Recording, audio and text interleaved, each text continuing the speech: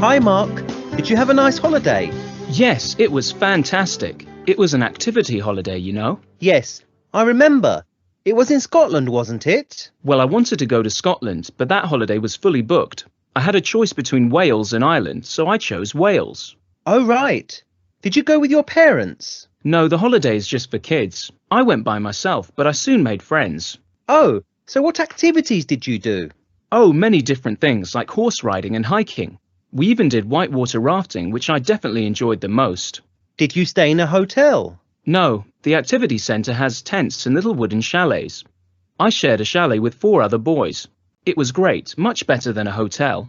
It sounds like fun. It was. I want to go again next year. You should come too. I'd love to. But how old do you have to be?